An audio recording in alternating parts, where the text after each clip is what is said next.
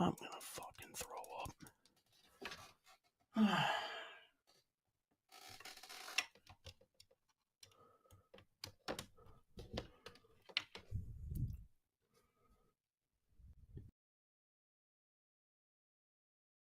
All right.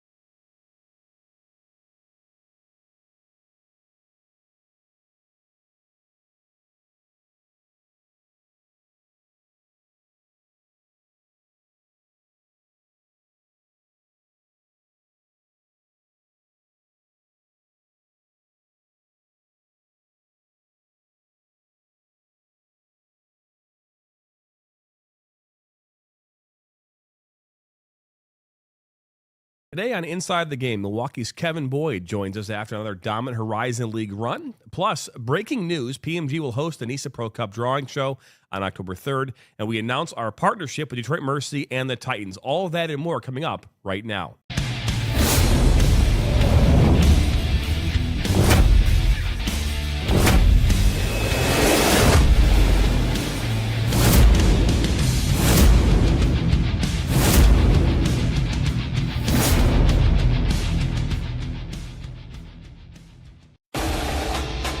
Welcome to Inside the Game on the National Soccer Network. Now, here are your hosts, Jonathan Turner and Nathan Wangler.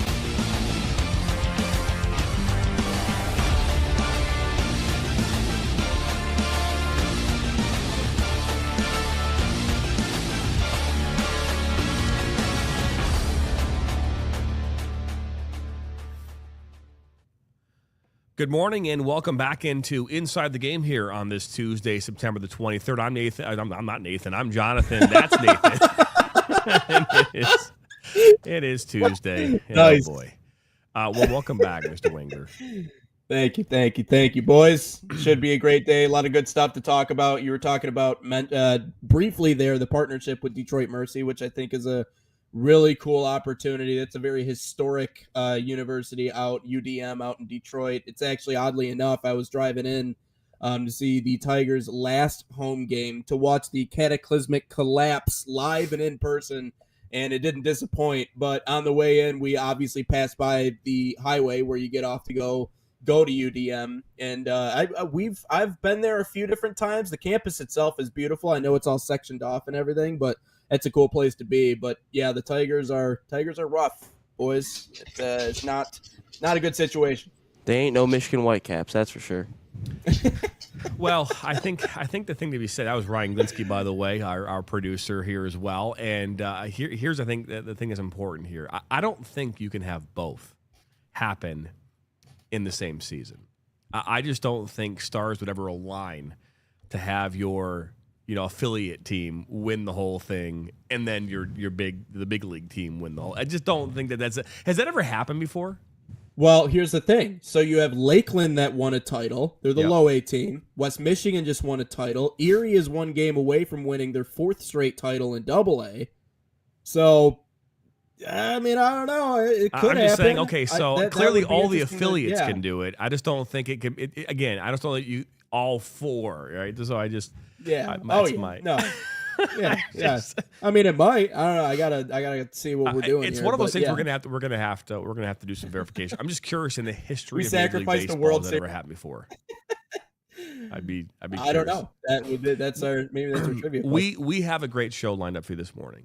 Yesterday we were joined here on the show. Wake Forest women's head soccer coach and Tony DeLuce was here talking about their season. We'll continue our coverage of women's college soccer this morning as Milwaukee Panthers head coach on the women's side, Kevin Boyd, will join us here in just a few minutes.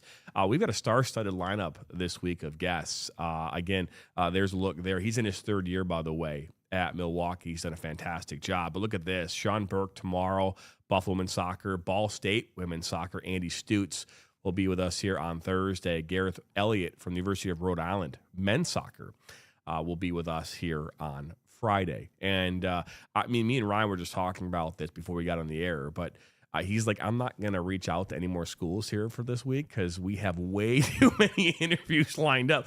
We have, I think, with just our pre-recorded, we have like 3 more pre-recorded interviews this week that we're doing, and then we already have next week almost booked as well. So, yeah, I'm not sending any more emails out. We got like the next 4 weeks, and I already know how hectic the week of October 11th will be. So, yeah, we gotta calm down a little bit. We love it. Just don't get me wrong. We do love every coach being on. We love their stories, their different programs, but. I'm going to take a little hiatus from sending out emails until we get everything a little calmed down. It gets a little bit relaxed a little bit more. But no, we absolutely love the different perspectives from all different coaches and programs.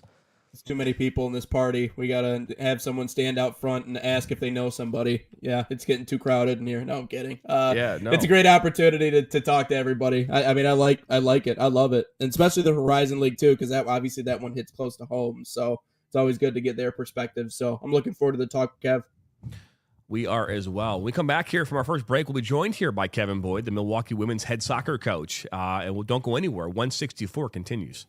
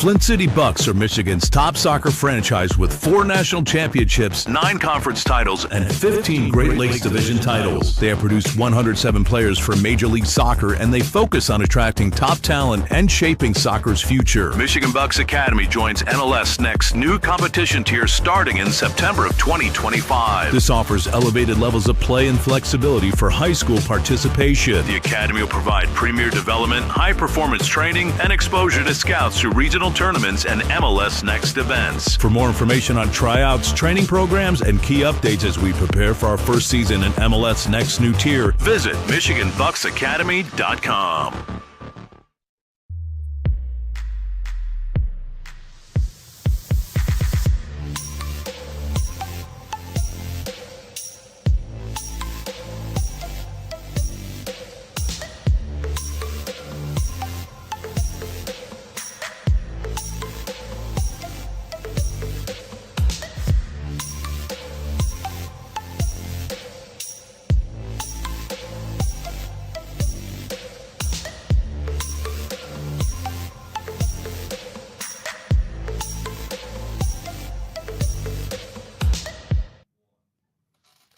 Welcome back in here to Inside the Game here on this Tuesday morning, September the 23rd. I'm Jonathan Turner. That's Nathan Wengler, Ryan Glinsky, our producer here once again this morning. And, before we welcome Kevin in, the Horizon League is a very, very good league. It's something that when we talk about the mid-major conferences around this country, you've got the MAC, you've got the Missouri Valley, right? You've got a number of conferences that are like that.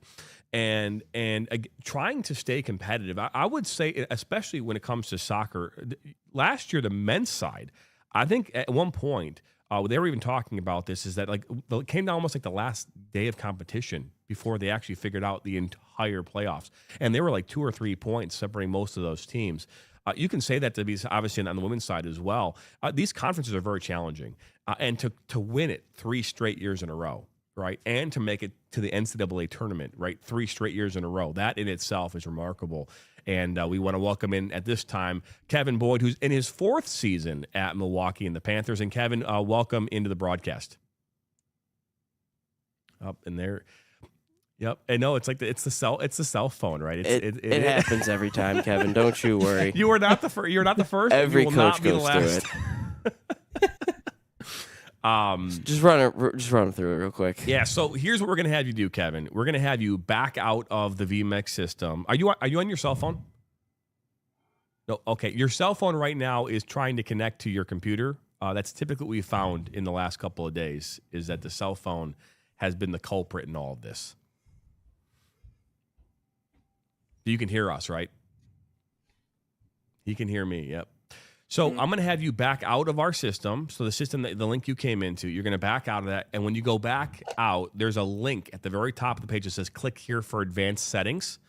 Click on that link as you enter in, and that will allow you to change your microphone, which will in turn become this. So we'll have you step out. We'll try this again. Nate and I will get back on screen here. We'll continue to talk about how great you are. It happens every time. It's all good. No, it is. And hey, again, we talk about this as the kind of like the live environment. And here's the other thing too, I think is important. Every coach, Nate, that we send this to gets an email, the instructions on how this works. The problem is they're coming in a lot of times because they're coaching, right? They're out in the field, maybe they're running a training session. And so all those things tend to they might arrive right on time. And so we don't have a chance to check the levels with them. And that was, so if they were here a little earlier, we could check it and then we bring them in, it'd be fine. But circling back on what you were talking about with the Horizon League, I think there's some conferences where you're going to get maybe a handful of teams that are just kind of better than the rest of the pack. I look at, different conferences and different sports. We think about, obviously what's the one we all know, football. Like there are a handful at the top that you could say, and it's getting better, obviously with the likes of Indiana and what they've been doing, to where you can look at the top teams and go, hey, they kind of run the table. In the Horizon League, sometimes you'll have a team or two that are consistently in that spot. But outside of that, you're dealing with a lot of unknown. You're dealing with a group that things might not get sorted out until the very last days. So I think that's what makes the conference exciting. That's why I say it hits close to home, because obviously we have a front row seat to that. Well, without further ado, we do have Kevin now. There he is. Am I in this time? You Can are, you hear me? yes. Hey, what's up? So first off, Kevin, welcome to Inside the Game here on the National Soccer Network. Thank you. Thank you for having me. Well, we have a blast having coaches on, and we love to pick your brain about the season, about what it's like to coach in the Horizon League, and the first one I want to dive into right away. In the open, kind of introing you into our broadcast, we talked about how the challenge of staying atop, right, and you've been able to do that 3 years in a row, obviously in your fourth season. How are you able to do that in an environment where being consistent is probably one of the most difficult things you can do? Yeah, no, that's a great question, actually. And that was a challenge we faced really starting that second year for me was how to manage exactly that. We just, we stay true to our values. We stay true to our training environment. We try and hold a really high standard at our trainings. So if a training isn't hitting where it needs to, I will stop the team and bring them in and say, this isn't meeting our standards. And if we can't consistently train the way we need to, we can't consistently play the way we need to. So the biggest focus is that. And then, we never look ahead. We are one game at a time. So right now we're all about Thursday's game, and that's the only thing that matters to us. No, and that's obviously great. And most coaches we talk to kind of share that same sentiment, right? I think we oftentimes, as a society, as a culture, we're always looking ahead, right? Oh, we're gonna win the championship, we're gonna win the tournament, but really you have to worry about that next game because you couldn't get there if you didn't win the next game anyways, right? So, the Horizon League just got underway, right? It just got underway here this last week. I know a lot of teams, they go into these environments in the preseason, and they're trying to play the toughest teams. They play a lot of like Big Ten, ACC, right? You try to play these tougher schools to get you ready for what you're about to go through in your Horizon League. And so your record 5-4-1 is obviously based on the fact that you scheduled a really tough schedule going into your preseason. How does that prepare your team for this long Horizon League run? Yeah, that's a good question as well. We kind of called that stretch that we went through the gauntlet, where we played quite a few good teams in a row. I mean, where were we? We were at Wisconsin, we were at Michigan State, we hosted Northwestern, we were at North Carolina, and we were at Minnesota, right? So a pretty tough stretch going through that. And the concern from a coach is you don't want to lose your team's mentality going through it. If you don't find success, right, how is your team going to respond to that? Do you lose them? So trying to manage those pieces. But I feel like, one, if you want to be able to beat them come playoff times, you better go play some of them, right, and get an idea of what that level's like. Two, every game we play is a learning experience. If we can get better playing against those teams, and if we can get more competitive, and we're just going to be better in the long run. And then three, and this is really the critical part, if we can pull a win or two going through that gives us a top 50 win. And when you start talking RPI and trying to get in that large or trying to get a seed or something like that in the tournament, you need to have a top 50 win. So we've managed to survive it, and we got a top 50 win in the win over Minnesota, and we got a tie over Northwestern. So we've got a couple results to go with that gauntlet. And the other part of that is obviously, playing against the likes of North Carolina and Michigan State, who was ranked 20th at the time. Obviously, those games did not go as well, especially the MSU game. But what were your biggest takeaways? Because not pretty, but sometimes you need those games because they kind of launch you in the right direction because you don't want to feel that same thing again. So that can kind of tend to bring players and whatever together. What were your biggest takeaways from maybe those games, the ones that got away from you? Especially the MSU game. It's really just that game. I don't know if we got Murphy's Lot or what happened to us on that one, but the game before, the Thursday before, we had a game and we took a red card to our goalkeeper 20 minutes in. And the result of that is we got scored on in the situation, and then we played for 70 minutes down a player trying to score a goal. And we did incredibly well. I mean, we ended up losing. We didn't get the goal, but I was very proud of the character our team had in that 70 minutes, the amount of work we put in. The problem is we ran our legs off. So then 3 days later, we're at Michigan State, and the day before, the training wasn't good. I was talking about our standards. It was not up to our standard, and I wasn't happy with the training, and that just carried into the game the next day. I think it was 2-0 at half, so it wasn't out of control, but we weren't good. And then the second half, I mean, when you talk about wheels falling off, they fell off, and then the cart fell over, and everything you can imagine went wrong. I mean, there was things happening in that game that, you see once every 10 years maybe, and they were happening multiple times. I mean, I don't think I've seen one of my own players kick a ball into her teammate and have it bounce off and go in our own goal for a goal. I don't know if I've seen that in 20 years, and it happened twice, right? And that was the day we're having. And then Michigan State, it's their senior day, and they're having a great time, and he's subbing players in that I couldn't get to come on visits with us, and they're super excited and scoring the 8th goal. And, and of course, when it got to 6 or so, I started subbing, our starters off, and they were already exhausted. So I was like 6, 8. Yeah. I didn't expect 9, but, at the end of the day, a loss is a loss, even though that's a painful one. Well, and going into Horizon League play, obviously there are big expectations for you guys with what you've done over the last 3 years, and there should be. And despite that, we talked about how competitive the conference can be, but you guys have been on a roll in the conference, so looking to continue that. But when you look around the remaining parts of the Horizon League and everybody else that's in that mix, who do you think will give you the biggest test this season?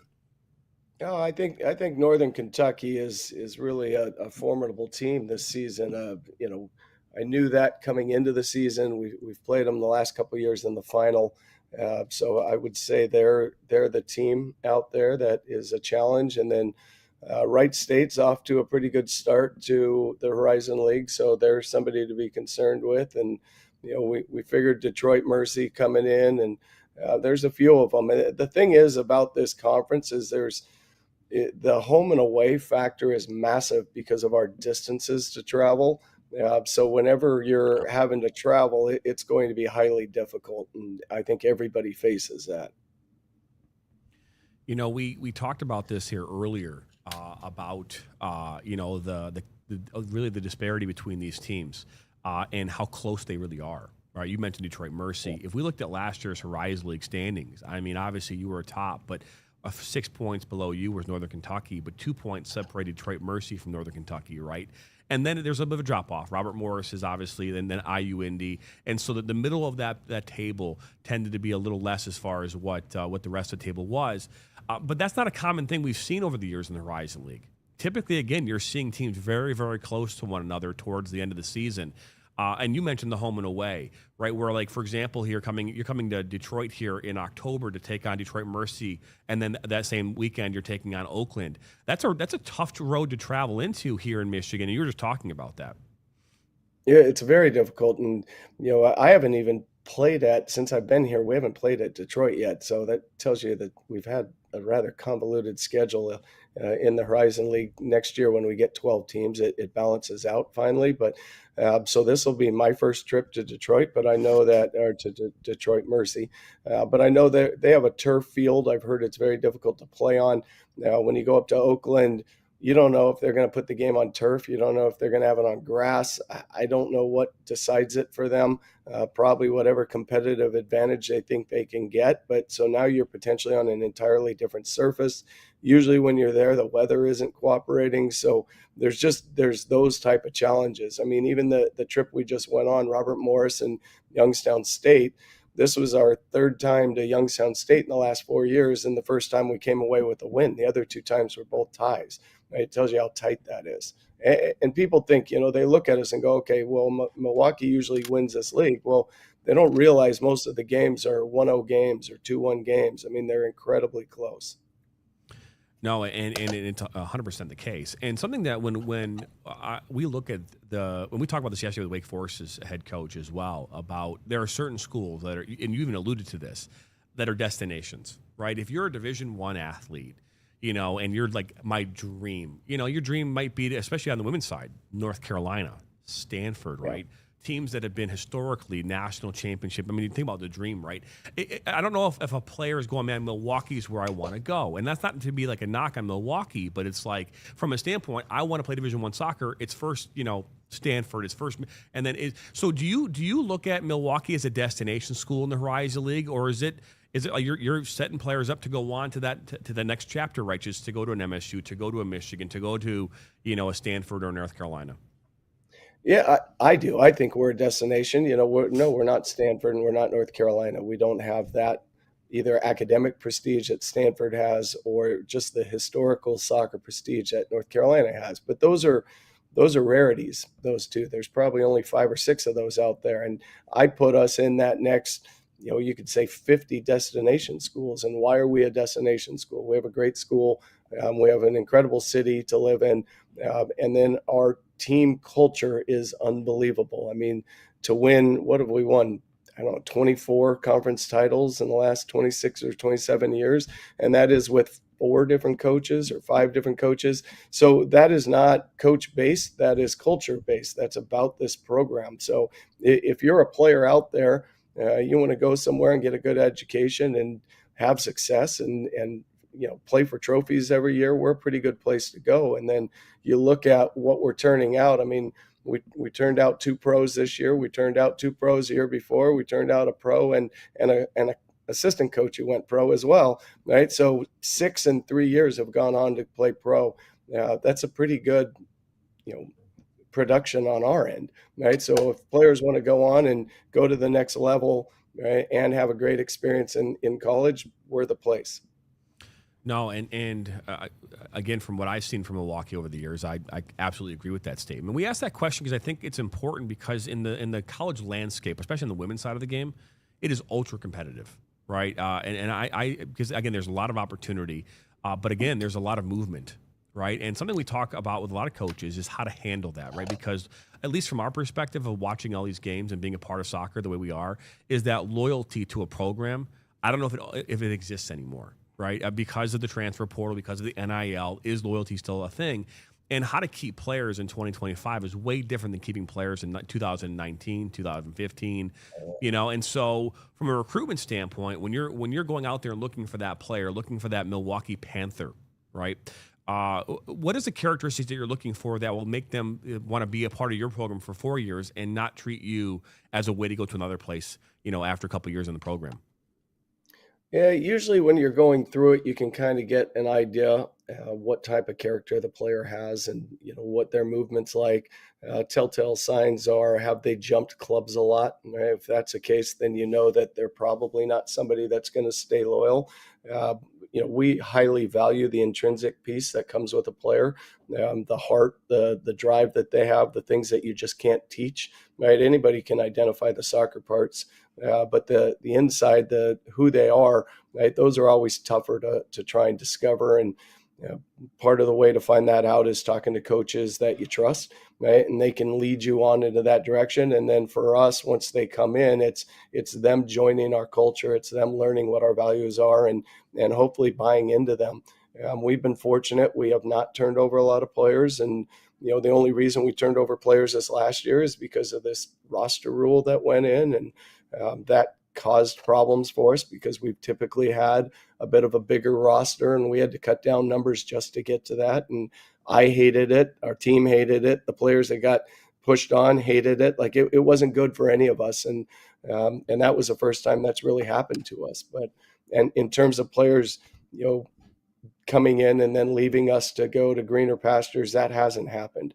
And it hasn't happened mainly because what I said, we have such a good culture and it's a winning program and you can find success here, and they realize that when they're here. And not just find success there, but find success at higher levels. And obviously you've shown that with developing some of the pros. You were talking about that element of your job as well. And I think it's interesting because everybody gets into this, it gets into sports in general with, I think, the dream initially of going professional. I think that's why we all did it, and then some of us turn out to be 5'8" and, would rather speak into a microphone than actually play the sport because we're better at that. You're as it turns 5'7", out. Nate. 5'8" on a good day. Okay. But that's the biggest part about it too, is you give them the tools and the opportunity to continue playing at a higher level. What's the biggest differentiating factor between those who are able to make it pro and sustain a career at that level and maybe those who have the tools but don't end up making it? As a coach in the game for as long as you have, what's the biggest differentiating factor to you? I think it's the experience that they have when they get into it. Is it a positive entry experience or is it not?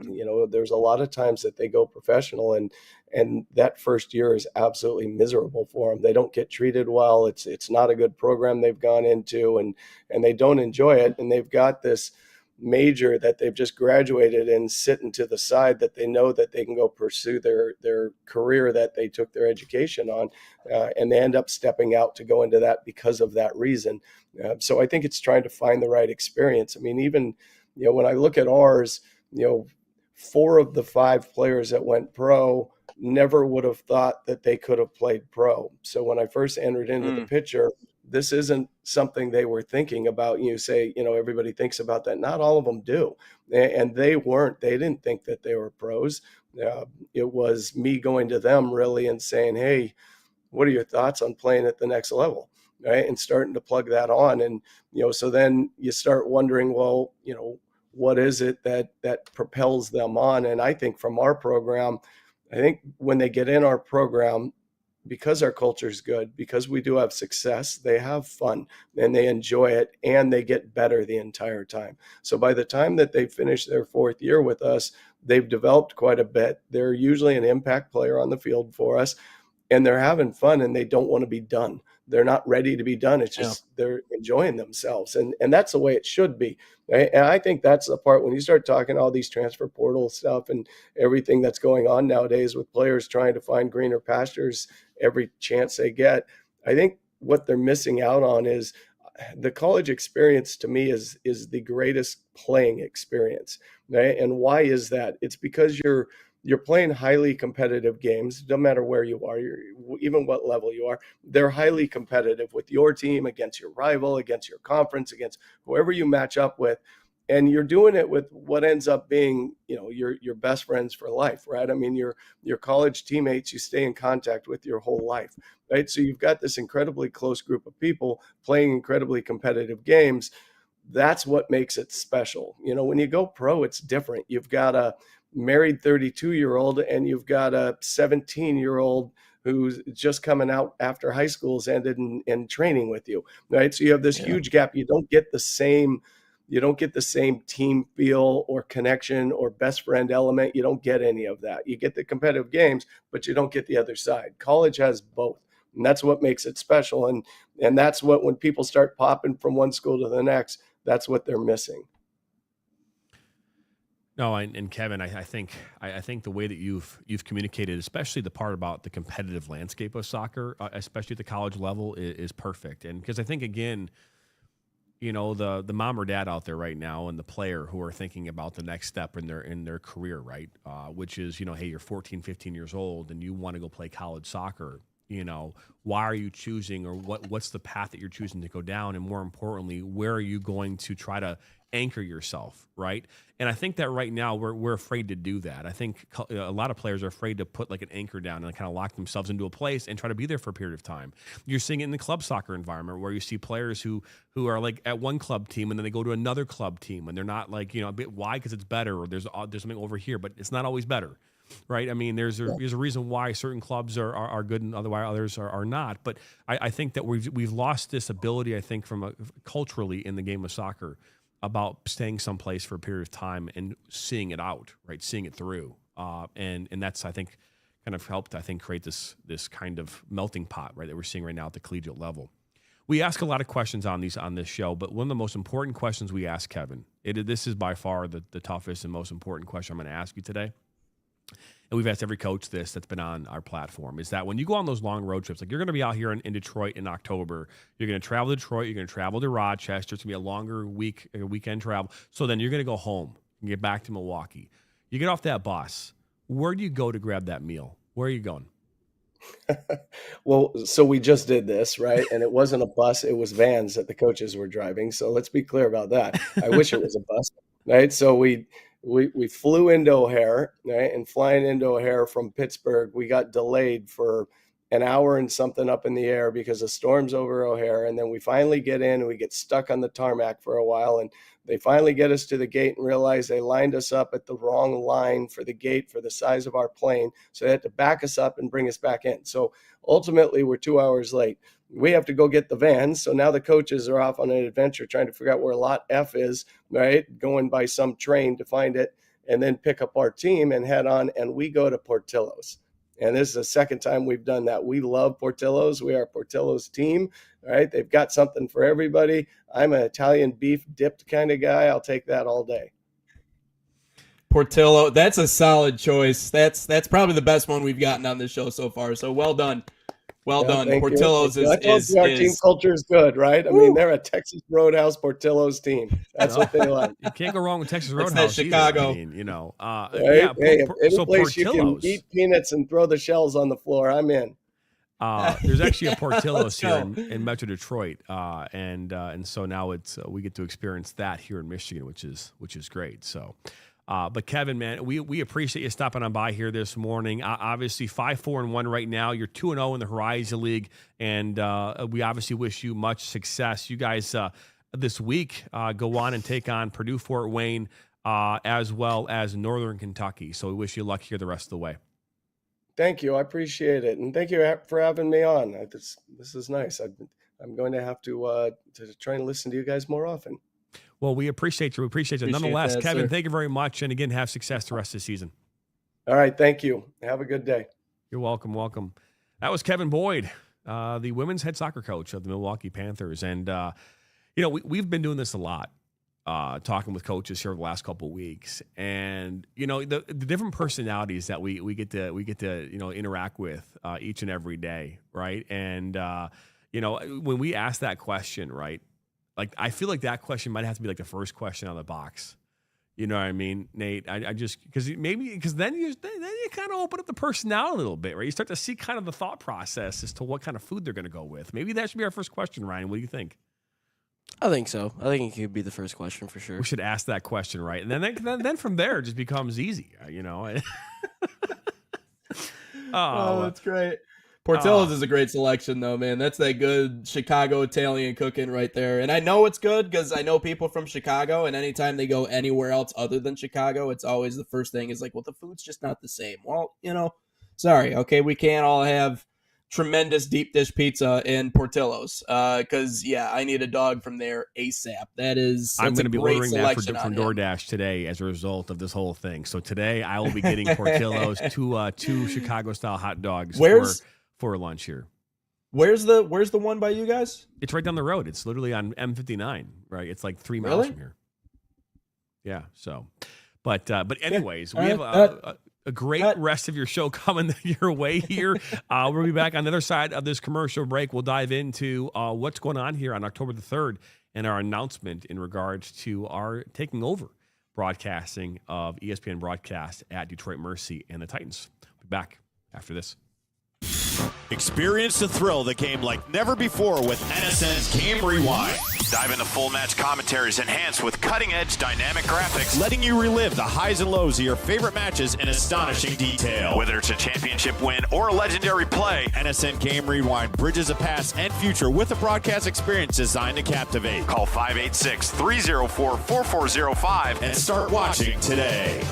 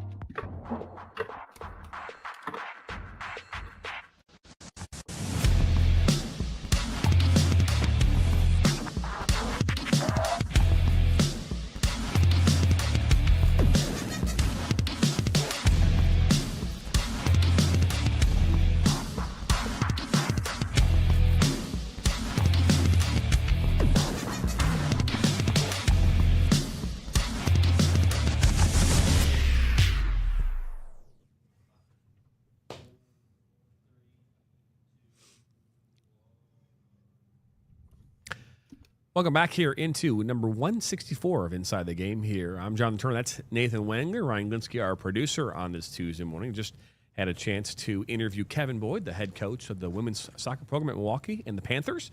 That interview in its entirety will be available as a separate video here after the show, and I'm sure we'll make some shorts as well, because Kevin had a lot of really great things to say here about what's going on there in Milwaukee and the Panthers.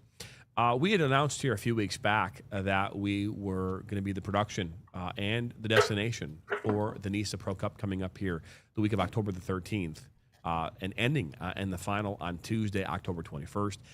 And last week, during one of our production meetings, we were asked to cover the drawing. And so what's going to end up happening here on October the 3rd at 8 p.m. Eastern, we will do a live draw right here from our studios. We'll use a randomizer, Ryan, to pull that off. I think it's going to be fun. Not like the Champions League where they just take the ball and have a piece of paper out of it. Well, we could totally do that, I guess. I mean, I don't have a problem with that. I mean, again, how we do it, I guess, isn't necessarily important. It's what we are going to be doing it, though. It's like the lottery. Yeah, I think it's going to be fun. I mean, Like the Powerball. Next thing you know, it's going to be, it's rigged, the drawing's rigged. That's what's going to happen. No. Yeah, No, sounds maybe about that's right. that's exciting opportunity. I'm excited to see what that all looks like. We've been talking to the people at NISA for a while now. Featured them on the podcast. It's awesome that you guys will get the chance to do that drawing. But there's a lot of good teams, a lot of good players. Obviously, we talked about the focus on development in that league. They call it pathway, right? The pathway to pro. But this is where it really all starts. So, kind of like, you and I kind of get to see some of these players as they're coming up and exactly where they're going to go beyond that point. But there's a lot of good squads involved in all that. And obviously it's a long tournament too. I mean, over the stretch of, 7 days, I think it is going to be in length. But yeah, there's going to be a lot of good ball. And I'm looking forward to seeing exactly what matchups we will have around the corner here.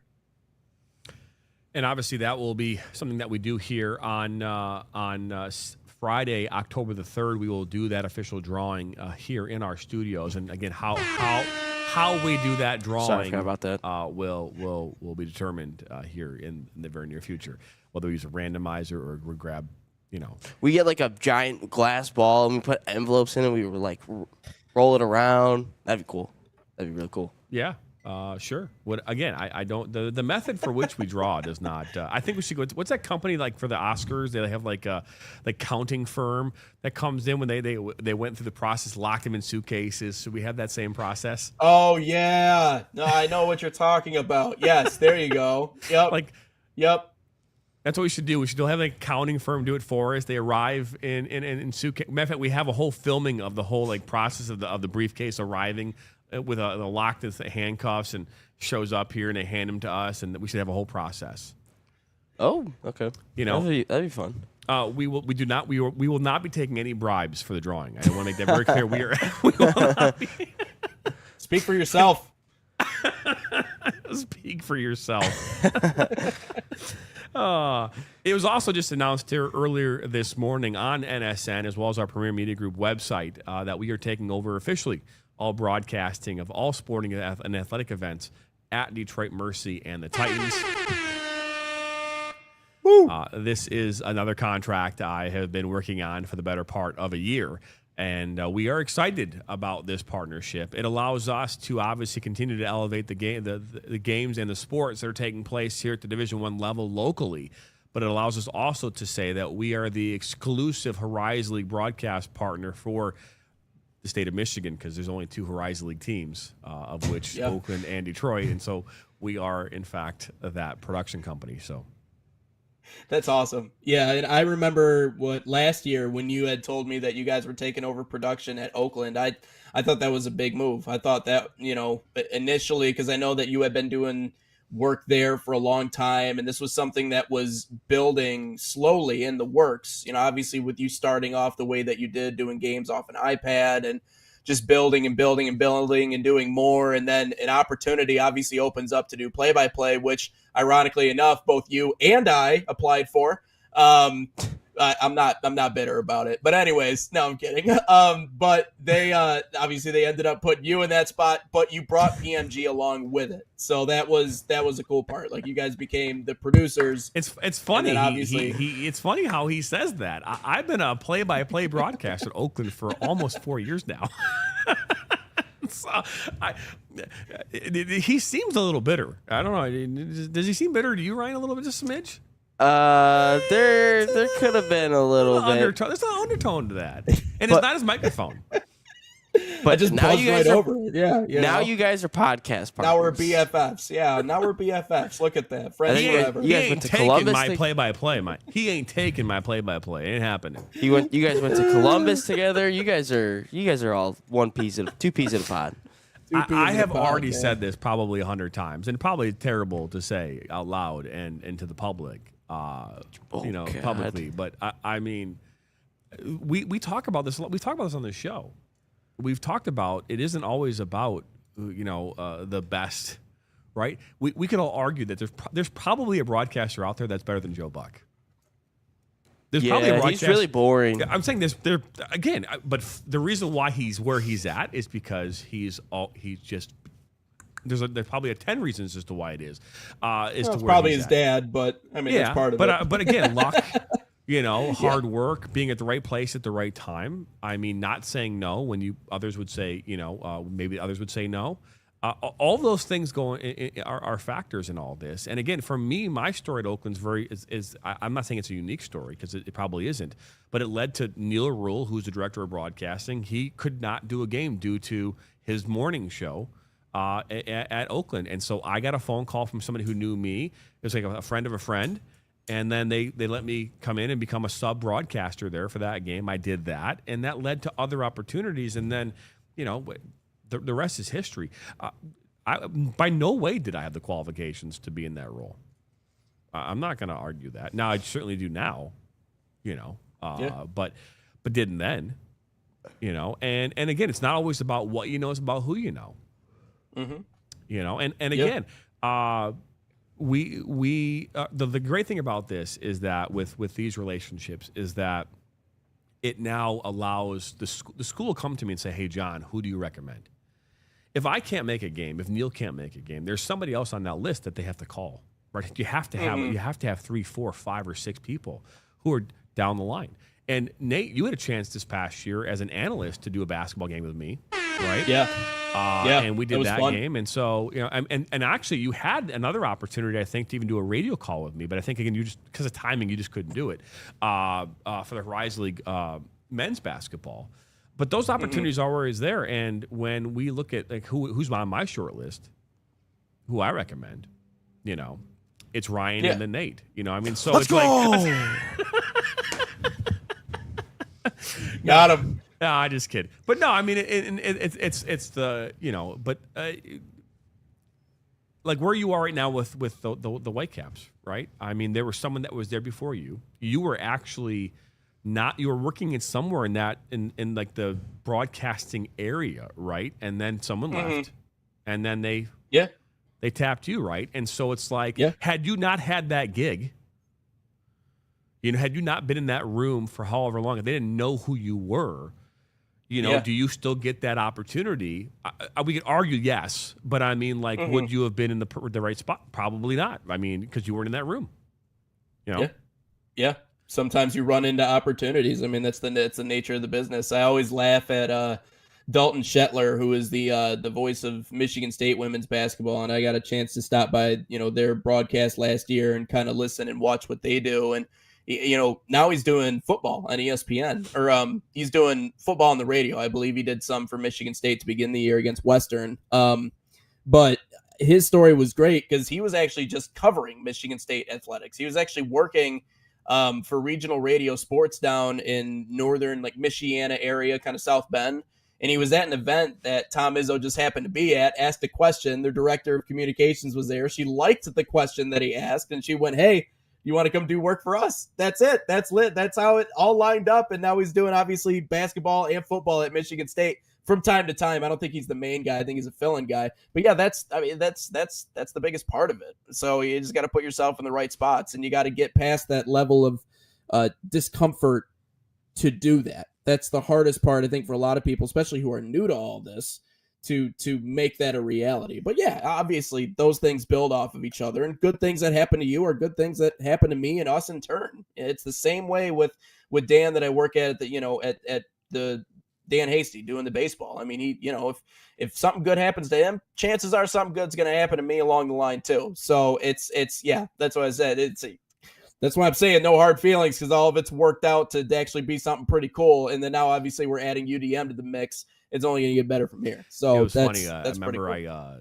because I joke, because Neil obviously is in our studio quite a bit because of our affiliation with Oakland and obviously some things he does. And I always joke around, man, like, can't wait till you leave, my guy. It's like, it's like, can't wait till you, because maybe they'll come knock on my door and be like, hey, do you want to do that? Yeah, of course I would like to do that job, right? So then it just becomes, it's just fun. It's funny, right? We all joke around, and I'm sure on some level with you and Dan at the Whitecaps, kind of like, hey, come on, Dan, No, yeah, definitely. Yep.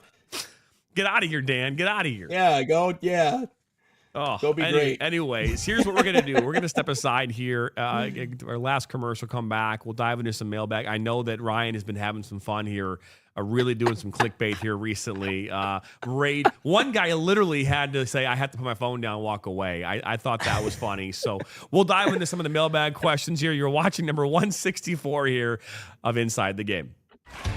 Are you ready to create unforgettable moments for your audience? NSN offers professional live streaming and full broadcast services tailored to your needs. From high-quality production to exceptional coverage, we ensure your game or event becomes a spectacle to remember. Book your next game with us today. Call 586-304-4405 to schedule your broadcast and let NSN bring the action to life like never before.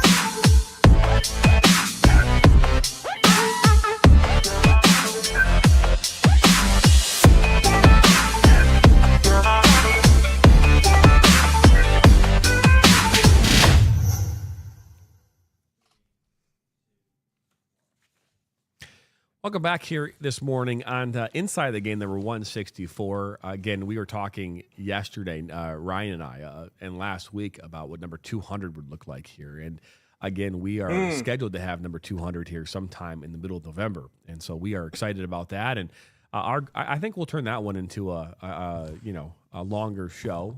And have some fun with that one. But we're looking forward to number 200. I mean, I still have to kind of pinch myself a little bit, Nate, to think about this, but we've done 163 3/4 shows here this season. Now, granted, me and you have both not been a part of all those shows. I mean, I've had to take a break, or you've had to take a break. But 164 shows. We'll be at 165 tomorrow.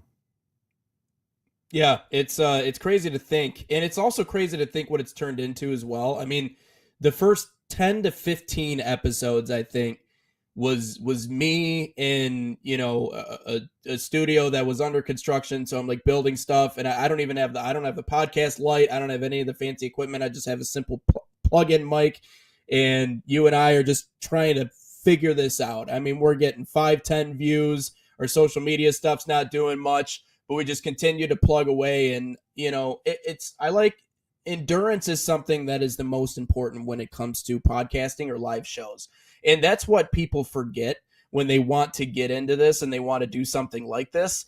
They think, oh, okay, yeah, I just set it up, I talk, whatever. I talk every day anyways. No.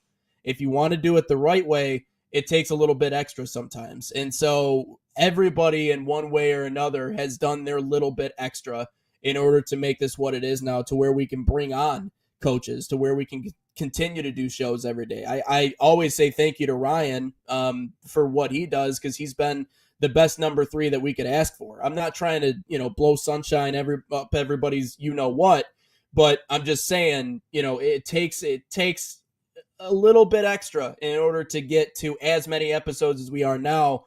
But to get to 200 would be a massive milestone for us. And I mean, I loved what Kevin Boyd said at the end of our interview, because he said that he's going to come back and he would love to actually continue watching our show. Like, that's the entire point of why we're doing this. So if we just gained 1 follower today, we're doing the right thing.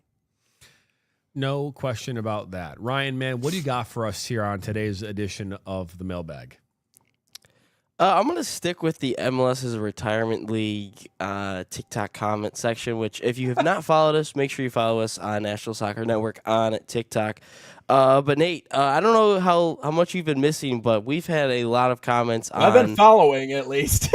I've been looking at your comments. This one comes from Sea-Dog. MLS fans that can't see the issues with their league. I don't know what to tell you. There's clearly a quality issue in MLS that's hurting the entertainment value, but a lot of MLS fans ignore this. People quoting, this means nothing. They take things like attendance and money evaluations to decide their rankings. If you're being honest about where MLS ranks in the world, you need to put it behind the championship in England. No MLS team is going to win a season in any European league. That's from Sea-Dog 15. No MLS team will win the league? Yes. In the championship? Yes. Yeah, I would, I mean... I think middle of the pack. I think that the best that I would MLS agree. team would do would be middle of the pack. Because again, I would argue that the best team right now is with the Philadelphia Union. That's the best team in probably all of Major League Soccer, even though they've lost a couple in the last couple of games. I would think they would do middle of the pack. In that league, and that's what considered what, third division? Second. Yeah. Is it considered second? It's the second division. It's not considered. It is the second division. Yeah. Sorry. Maybe they finished towards the bottom of the pack in the second division. I'm thinking it was third division. So yeah, League One is the third division. That's not confusing whatsoever. Not at all. Okay, fair enough. Yeah. What else you got? Come on. This one comes from Aaron Goings. Just a retirement league. Plenty of young international players here as well, and not all these older European players do so well here. Son and Mueller could have easily still played on other teams in Europe, but chose to play here. And the only example we have of MLS teams versus European teams is actual competitions in the recent Club World Cup. The 3 MLS teams held their own and were not blown off the field as your assertions would apply. And that's the hard part. We don't see MLS playing big European squads routinely. I mean, we might see it in a one-off. We might see it in something like the Club World Cup, which obviously gave us an idea. And Miami was competitive in a lot of the matches they played in, but we don't see that routinely. So we really have no way of knowing. We know because we understand that obviously where the hotbed is and what the top leagues are. And I would agree with the last guy. Like that last comment, 100%. I don't think an MLS team would ever win the Champions League. Like maybe top 5, and maybe they would finish somewhere in there. But I don't ever see them. I don't ever see that as a reality. But we just don't see enough of that. We don't see enough of big European squads playing MLS squads. We have examples of it, but not enough to really give us a sample size to really come to any conclusion. This is the last one before we get into question of the day. But I think this one is really interesting because I feel like either I am way too young for this or this just never happened. This is from Jerry. LOL, you're so young. It started with Pele, Beckenbauer, and Chinaglia in the 1970s. Every world-class superstar was going to help the MLS. Never happens. When Messi leaves, the circle will be complete. Nobody can save the MLS. Am I mistaken? Like, did Pele play in the MLS or something? No. Okay, no, that's what I thought. I'm just curious. No, that was back in the old, I don't know if it was like the NASL or there was obviously before the MLS. He did play for the New York Comets. Really? Yeah, he did play here in the United States Okay. domestically in a professional league. I want to say it was the North American Soccer League. And the Comets, I believe, is the team he played for. And so, but it's crazy how it always seems to be like right at 9:55 there. It's like that's our cue for question of the day. He did play for the New York Cosmos. Cosmos, and the NASL 1975. Man, Pele played here. Okay. Yeah. Did not know that. But again, at the tail end of his career. Yeah, that's 75. He had to have been what? Like he won the World Cup in like the 50s. So he had to have been like 30 plus, 35 plus. Yeah. So again, when we said this yesterday, if you don't want to call it the retirement league, that's fine. You can call it maybe the senior home then. I mean, Just right? call it This the- is- yeah, you can call it. You can It's call the it whatever minor you leagues. want. I mean, It's the again, minor leagues. we will know when the MLS is not a place where players come to finish out their career. When they come here in the middle of their career. They come here, hey, after a couple of years, they choose even not to go over to Europe. They're like, this is the great place for me to be. And so will that happen? Yeah, probably. It'll probably happen in 10 years. Probably happen in 12, 15 years. It could happen tomorrow. No, I don't see Pulisic coming back here. But again, if Pulisic has a great World Cup and money is there, I would actually see it more likely that he would come home then. If he does well and fares well in the World Cup. We keep talking about him being maybe the possible GOAT. And while I got some good comments for that one and we still tomorrow. we still have obviously, two other players who right now are in that conversation, or at least somewhere in that conversation. It's what he's going to do during the World Cup this year that will either solidify him moving forward or him staying where he's currently at. And so this World Cup is extremely important. Question of the day. Question of the day. This is going to be an interesting one. But before we do that, Salt Athletic, an official sponsor of us here at National Soccer Network, and I didn't change the typo on it. God damn. So use promo code NSN15 to save 15% off. He says it out loud. I think it was great. saltathletic.com today, or scan that QR code. Let me see if I got it right. Let me bring this one back in. Maybe that's the right one. Nope, I still spelled it wrong. God dang it. All right, well, let's go with the typo. I think we should show it. Let's go ahead. All right, but this one is not soccer related. It's other football related. Question of the day. Has your confidence with the Detroit Lions gone up with that win last night against the Baltimore Ravens? And I said, I'm assuming that's supposed to be is your confidence. Okay, yeah. I was going to say has. Yeah, it was that's a statement. That's a statement, boys and girls. They needed that win bad, especially after opening up against the Packers the way that they did. Obviously, a good bounce back win in week 2, but I mean, I wasn't going to read too far into that simply because of the team that they're playing. I still think the Bears are in a state of disarray right now. But they might have played well The this Bears Sunday. beat the Cowboys. They suck. And I'm not saying the Cowboys are. But the Cowboys are. I know, but defensively, they're handicapped. They're not who they used to be. Now, the Cowboys are not a threat either. No, but the real question anyways, is how long until Mike McCarthy's fired? Will it be game 5? Will it be game 9? Like where will he get fired? We'll see how it progresses. But anyways, to complete that point, the Ravens were their first major test of the year. Obviously, the Pack are okay, but they actually brought in, I forget who it was, a wide receiver, signed him free agent just to come into practice to basically be Lamar Jackson Cunningham. Zach Cunningham, I believe. Zach Cunningham. Yeah, got him to come in and essentially be Lamar Jackson in practice because that's the kind of guy you're going up against. So they were going to lean on this Lions defense. Hutch came through. They forced turnovers. They did what they needed to do. My confidence level is back to a respectable height at the moment. Yeah, I would say so. First off, I fell asleep at halftime, so I didn't get a chance to watch the second half. But to be fair and to be 100% honest, the Lions have always struggled with mobile quarterbacks. I think any team, you can say that about any team. No, but I think specifically the Lions have really struggled when it's come to mobile quarterbacks. We've seen it with Jalen Hurts. We saw it last year, with the Commanders. I mean, you see these mobile quarterbacks, and we just really, really struggle to defend. And again, I think the mindset that the Detroit Pistons had back in 2004, where they're like, hey, we just need to let the other 3 not score, right? We know that Shaq and Kobe are going to score some points, but we need the other 3 to not score any. So we're going to focus on them. And so, what? You remember that quote? No, who said that? No, that was one of the quotes they talked about in regards to that Lakers and the Detroit Pistons about how Kobe can score a million points. It doesn't matter. We need to stop everybody else, is what their focus was. But anyways, my perspective on this is that yes, I think our confidence. The exact quote was from Lindsey Hunter. We didn't want to double team Shaq and allow everyone else to get their game off. So I guess it's kind of okay. Oh, okay. All right. That okay. Anyways, Something as you similar.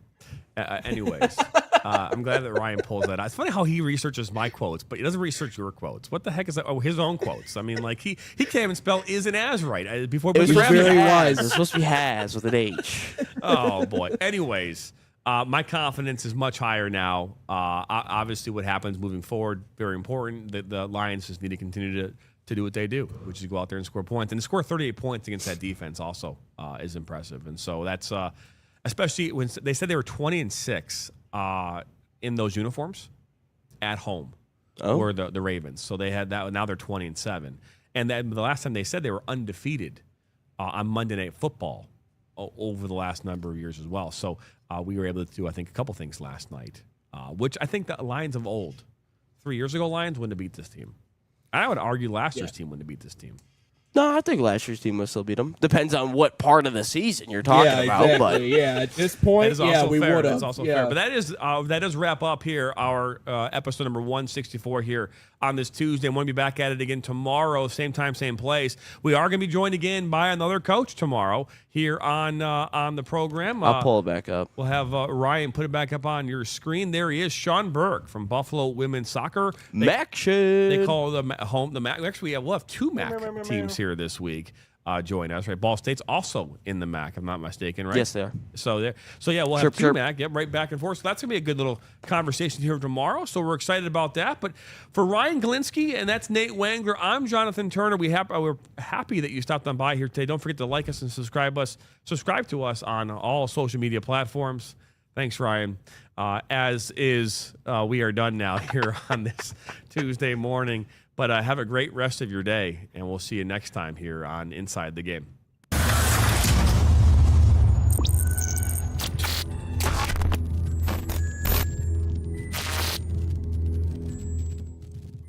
From the biggest matches to the hottest takes, Jonathan Turner and Nathan Wangler bring you the stories, the analysis, and the edge you won't get anywhere else. Streaming live weekdays at 9 a.m. on YouTube, Roku TV, Facebook, Twitter, and all major platforms. No filters, no fluff, just real talk, real soccer. This is Inside the Game.